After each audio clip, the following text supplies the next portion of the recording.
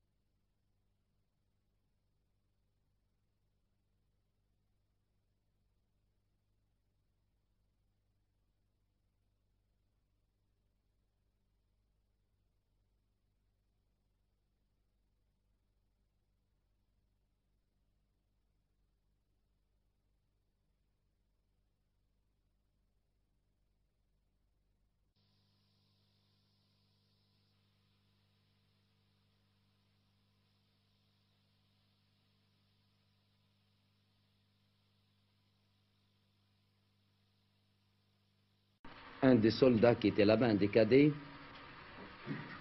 me fit signe de le suivre. Pour vous parler très franchement, j'étais à peu près convaincu qu'il m'entraînait dans un recoin afin de pouvoir m'exécuter dans la plus grande tranquillité. Lorsqu'il se vit à l'abri des regards indiscrets, il se mit au garde à vous. Je lui commandai repos, il se remit au repos. Je lui recommandai garde à vous, lui tendai ma main et lui dis qu'attendu pour baiser ma main. Ce qu'il fit. Alors je lui dis, mais qu'est-ce que c'est que cette histoire? Il m'a dit, on nous a dit que le palais était attaqué, que votre majesté avait des ennemis et nous sommes montés. Maintenant, je tiens à vous dire que vous en avez encore des ennemis, veuillez vous cacher.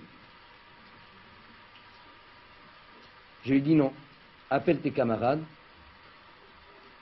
baissez les canons de vos armes, suivez-moi. Et c'est alors que je tins ce langage à un groupe de 6 ou 7 cadets en leur disant, il est inadmissible que vous ayez fait de l'armée royale ce que vous en faites maintenant. Cela est indigne et non conforme à ce que j'attendais de vous.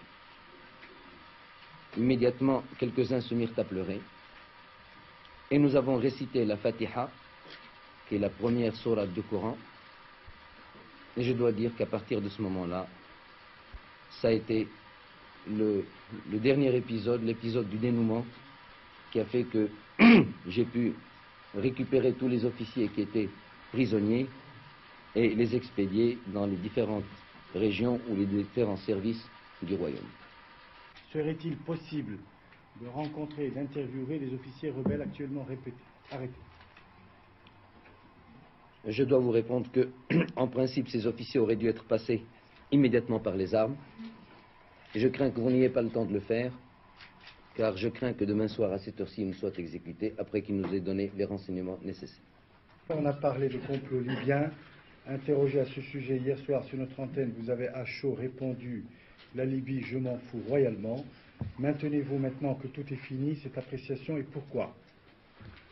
je la maintiens encore plus royalement du fait que je suis encore plus roi aujourd'hui qu'hier.